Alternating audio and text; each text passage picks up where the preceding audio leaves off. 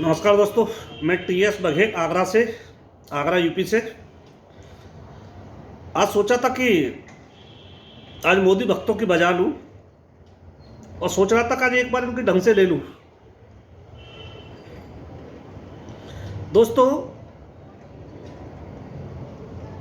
और अंधभक्तों, आज आप अंधभक्तों के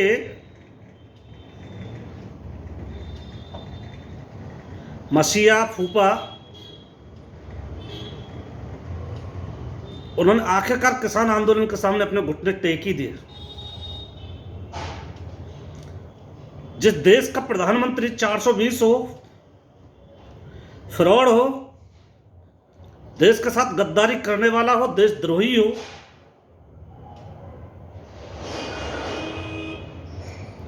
ऐसे उस राजा से देश क्या आसार अपेक्षा रखेगा।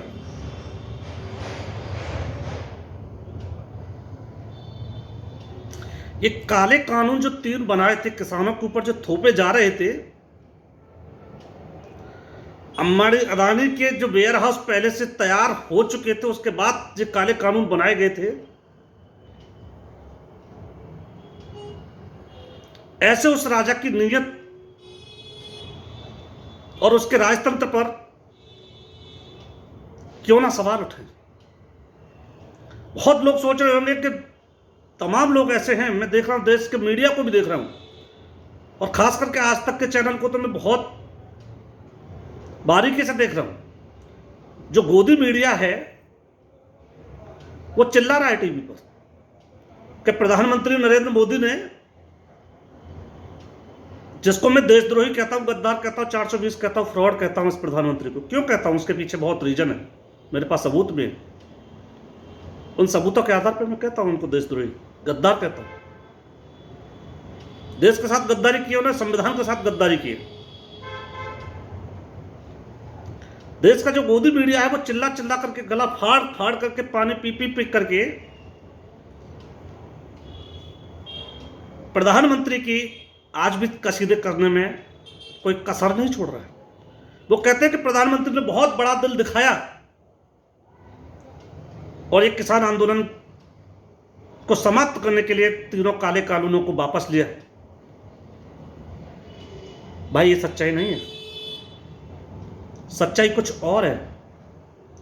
सच्चाई यह है कि देश में जो उपचुनाव हुए, उन उपचुनावों में जो इनकी लगातार हार हुई है और करारी जो हार हुई है ना, उनसे इनको एक बात तो इनको वहां समझ में आई कि अब हमारे दिन इस देश से लड़ने वाले हैं। दूसरी बात, जो 5 राज्यों में भी चुनाव होने वाले हैं, उनमें पंजाब और हरियाणा में बीजेपी के जितने भी नेता हैं, चाहे छोटा नेता हो, चाहे बड़ा नेता हो, चाहे कोई मुख्यमंत्री हो, चाहे कोई भी हो, मनोहर लाल खट्टर तक, इनको प्रचार तक नहीं करने दिया जा रहा। ये जैसे ही घर से निकलते लोग, किसान जनता इनको मारने लगती है। इनके छोटे कार्यकर्ता से लेके बड़े मंत्री तक, तो मुख्यमंत्री तक इनके पिटने लगे। बड़े बड़े विधायक पिटे हैं इनके, दौड़ा दौड़ा करके किसानों ने मारा है। घर से निकलना इनका दुश्वार कर दिया लोगों ने। और जब ये बात, जो छोटे कार्यकर्ता थे बीजेपी के, छोटे लीडर हैं, उन्होंने अपने बड़े लीडरों को कहा और बोला कि साहब इस तरीके से पार पड़ने वाली नहीं है।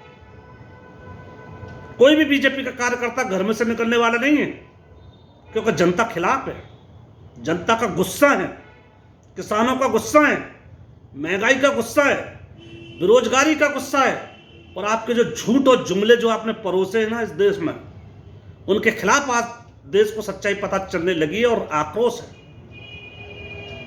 लोग पीटने पर उतारू हैं, लोग घरों से घुस कर मार रहे हैं बीजेपी के कार्यकर्ताओं को।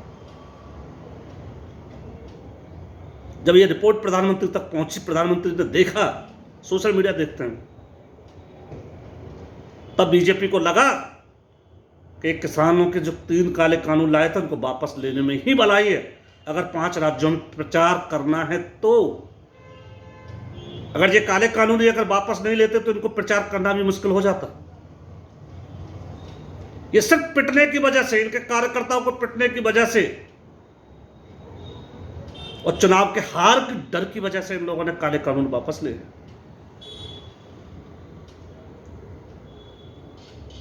सच बोलो तो इस देश में किसानों से टकराना सत्ता की बड़ी भूल है।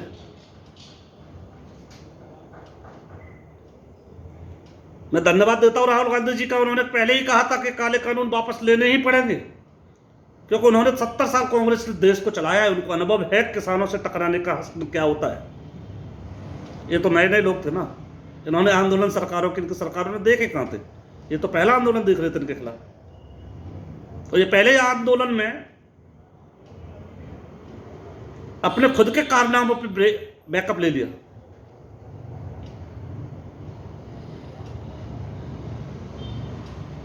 मोदी जी, ये आपके कुकर्मों की, ये आपके बुरे कृत्यों की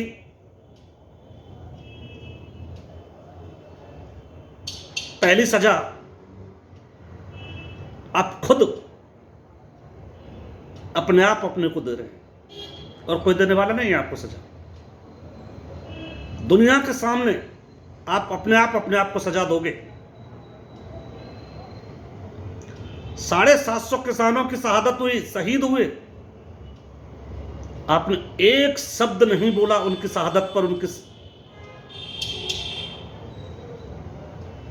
उस आंदोलन पर जो शहीद हुए, उनके परिवारों को आपने संवेदना तक नहीं दी। एक अच्छे राजा की निशानी नहीं है। यह लोकतंत्र है। इस लोकतंत्र में विरोध करने वालों का भी उतना सम्मान होता है जितना सम्मान सत्ता को चलाने वाले लोगों का होता है। आप संवेदनहीन हैं, आपके कृत्यों की बहुत लंबी फेहरिस्त है।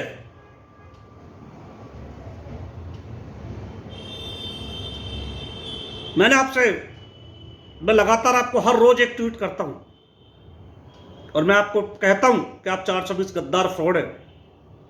आप देश के सामने जवाब दीजिए। प्रोफेसर एसपी सिंह बघेल जो कानून राज्य मंत्री हैं भारत सरकार में, मैंने सीधा सवाल किया था आपसे, और हर रोज ट्विटर पे आपसे ट्वीट करके हर रोज पीएम को भेजता हूं, पीएम ऑफिस को भी भेजता हूं, अमित शाह जी को भी भेजता हूं, सबको भेजता हूं, हर रोज करता हूं। मैं पूछता हूं आपसे, लेकिन आप जवाब नहीं दे पाते अभी तक। मैंने मीडिया को भी भेजा, सबको, सारे चैनलों को भेजता हूं, टैग करता हूं, किसी के पास जवाब नहीं है। आप मेरे सवाल सीधा है। प्रोफेसर एसपी सिंह बघेल आगरा सांसद जो कानून राज्य मंत्री है भारत सरकार में, भारत के, उसको आपने ओबीसी मोर्चा का बीजेपी का राष्ट्रीय अध्यक्ष बनाया था।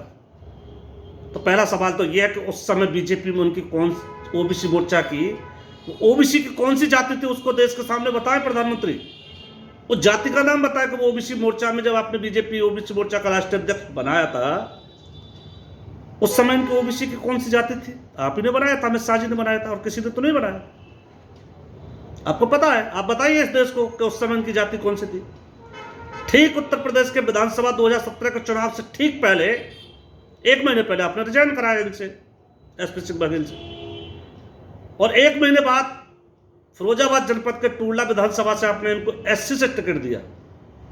यानी ओबीसी मोर्चा के राष्ट्रीय अध्यक्ष को आपने 1 महीने के भीतर एससी बना दिया, और विधायक बनाकर के उत्तर प्रदेश सरकार में कैबिनेट मिनिस्टर बना दिया। 2019 के लोकसभा चुनाव से ठीक पहले आप उनसे उत्तर प्रदेश कैबिनेट से इस्तीफा लेते हैं, और आगरा लोकसभा से आप उनको लोकसभा की टिकट देते हैं, और एमपी बना करके आज भारत सरकार में कानून राज्य मंत्री एससी से बना देते हैं। जबकि मैंने आपको दस्तावेज भी भेजे हैं। 1966 में उन्होंने, एसपी सिंह बघेल ने, मध्य प्रदेश के अशोकनगर में उत्कृष्ट माध्यमिक विद्यालय अशोकनगर में 1966 में दाखिला लिया, पहली क्लास में। उस स्कूल के रिकॉर्ड के अनुसार, टीसी और एसआर रजिस्टर की रिपोर्ट के अनुसार, इनका पूरा नाम है सत्यपाल सिंह सिकरवार, और जाति के कॉलम में जाति लिखी है ठाकुर, जो जनरल कैटेगरी में आती। यानी आपको यह पता था कि जनरल कैटेगरी का व्यक्ति है एसपी सिंह बघेल, जिसका पूरा नाम है सत्यपाल सिंह सिकरवार, जो लिखा है इसकी टीसी और इसको रिकॉर्ड में, उसकी सर्टिफाइड कॉपी मेरे पास है, मैंने वो आपको भेजी प्रधानमंत्री जी।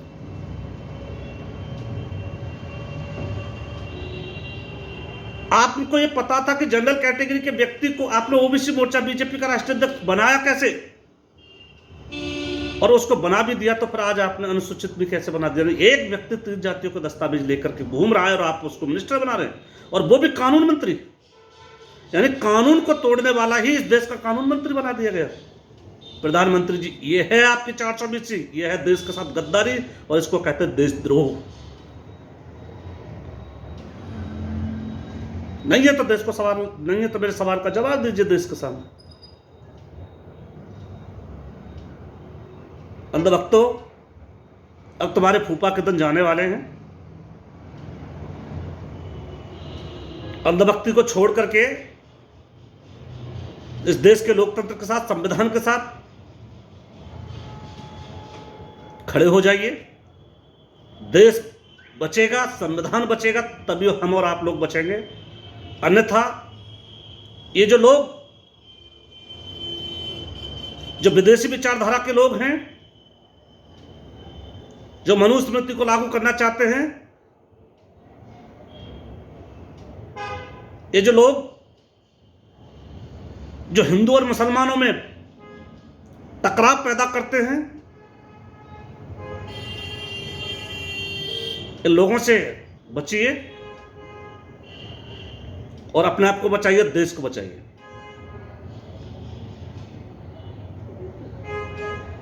इसी के साथ मैं अपनी वाणी को यही विराम देता हूं। जय हिंद, जय भारत।